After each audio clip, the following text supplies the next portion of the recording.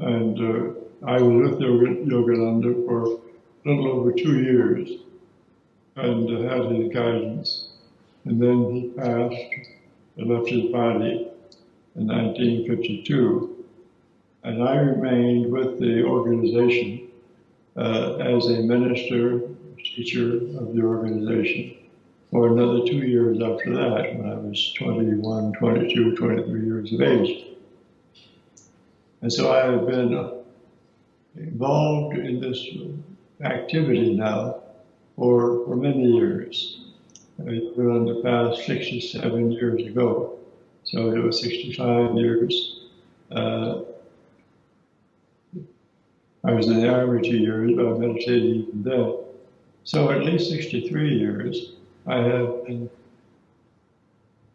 focused on doing what I do.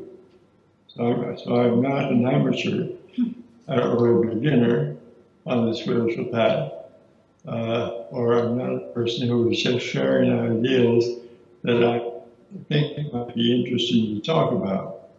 I'm sharing information as the result of my own personal experience over long years of practice.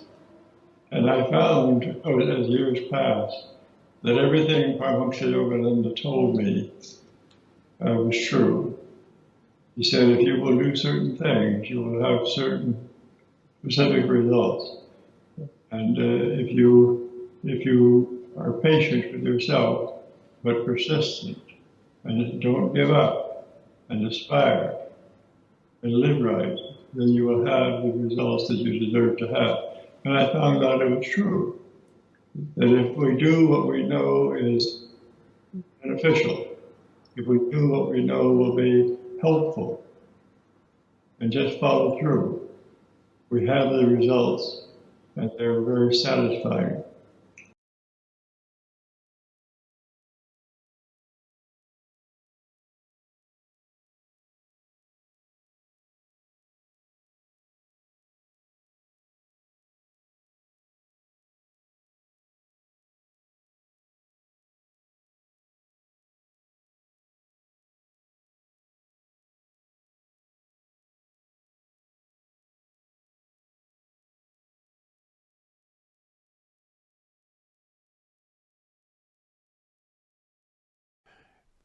By living in the right way, we not only experience psychological health, but we also contribute to the welfare of society. We encourage others to be uh, spiritually conscious. We encourage others to follow our example. We become a role model for others, and this is important. Just like parents have children with their children, uh, parents will guide their children, instruct their children, see to their education, but children learn most quickly by observing the behaviors of the parents. When the parents behave in an ideal way, the children are more inclined to follow their example. So when we live in the right way, other people perhaps can see how we are living, and they will endeavor to live like we live because they see how healthy and happy and hopefully wise we are, and they want to be also healthy and happy and wise and so on. So meditation on a regular schedule. Beginning meditators can meditate 10, 15, 20 minutes. And when they become more skillful, they can meditate for a longer duration of time. Some meditators, perhaps, some of you are perhaps now meditating 30 minutes to an hour every day. It's usually more helpful to meditate for a shorter period and remain alert than it is to sit for a long time in a passive state of consciousness, half asleep or daydreaming. But shorter meditations, 10, 15, 20 minutes, 25 minutes, when you are very alert, are very useful. And if you have these short meditations, You can meditate more than once a day, but 2 or 3 times a day, perhaps. And then after meditation, live with purpose. I find it very helpful after more than 70 years of activity. I find it very helpful to make notes to myself, write notes for what I'm going to do the next day and the next week and the next month. I may change some of my plans, but at least I have a course of action. I have things that I'm going to do, and I have a schedule of activity. So when I get up in the morning after meditation, I always meditate early in the morning, but after meditation, I know exactly what I'm going to do next. Usually, I write articles for our publications, for our Truth Journal magazine, or I edit books, or I plan classes and retreats. Mostly what I do is related to ministry activity. It's related to serving others. But I have an outline, a schedule, and so I'm always forward-looking. And after 70 years on this spiritual path, since I met my guru, Paramahansa Yogananda, I am as enthusiastic and as interested in doing what I do as I was in those early years. I am never bored. I am never tired. I never think, oh, I'm going to retire now and play golf or go fishing or do whatever people do when they stop working. I don't think like that. Yogis don't retire. They just keep living. And I recommend that, Now, if you have a job or a profession, and when you get to be 60 or 70 years of age, and you can afford to retire from doing that, that's all right. But then do something worthwhile. Don't just sit back and say, now I'm going to wait until I die. Have something to do when you retire. Have something that's of interest, that's of value, so that you will be enthusiastic and forward-looking all of your life. Because remember, you live forever, so don't decide that you're going to quit work and dry up and die. Stay interested in doing something that is worthwhile.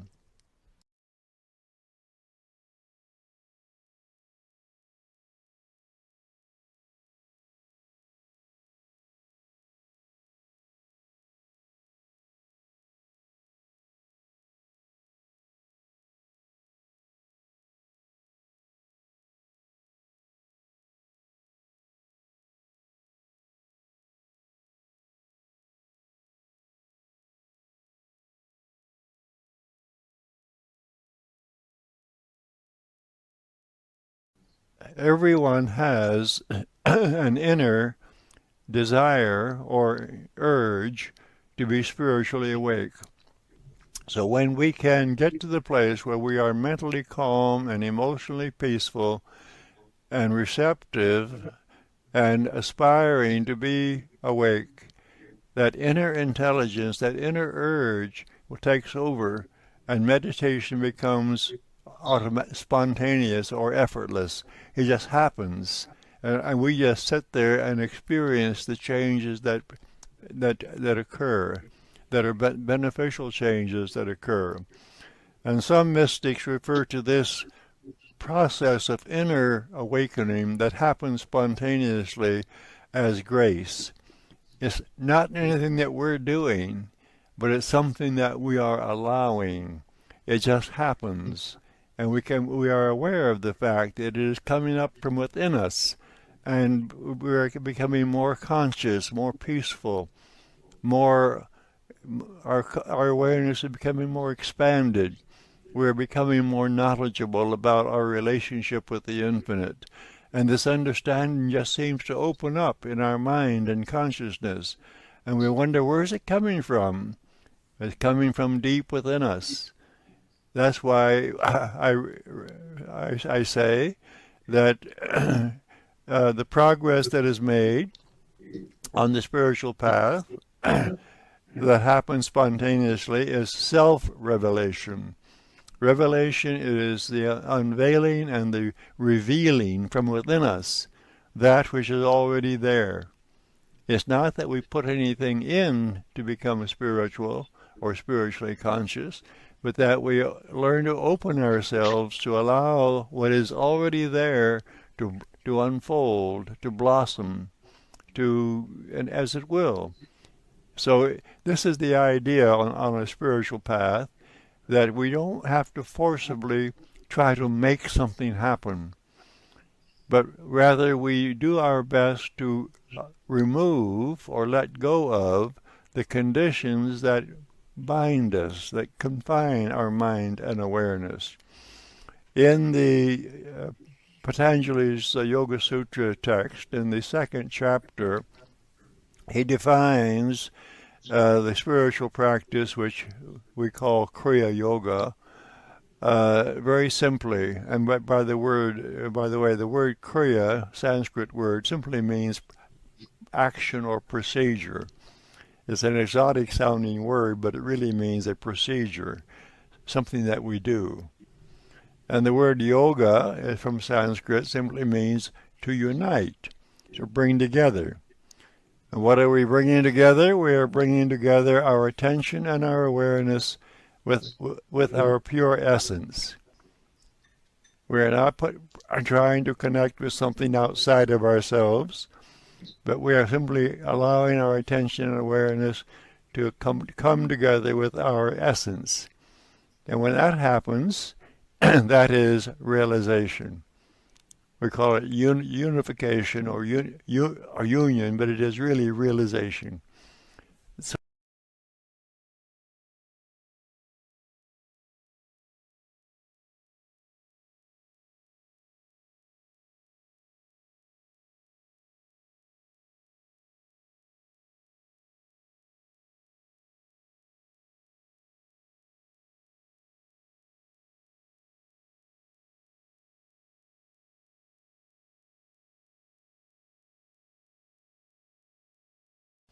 well, I see our time for the day is just about concluded. And as always, it's been very enjoyable. I appreciate this opportunity to spend time with you in this way. And I think of you often. We're seemingly separated by miles, but I stay in touch with you. Sevgi and I stay in touch by email. And we have this opportunity here to interact. And I think about you wherever you are every day. I recall my Paramahansa Yogananda used to tell me and other disciples, he used to say, I go through your souls every day. Meaning he would, at some time during every day, he would think about us and send us his goodwill and his share his spiritual consciousness. I don't really go through your souls every day. I can't invade your mind, and I don't know what you're thinking and feeling or what you're doing, so don't get nervous. But I think about you, and when I radiate goodwill to everyone, I think about your region of the world, and I think about Sevgi and this group of devotees. So every day I want you to know that I care about you and think about you. So until next time, God bless and namaste. Thank you so much. Namaste.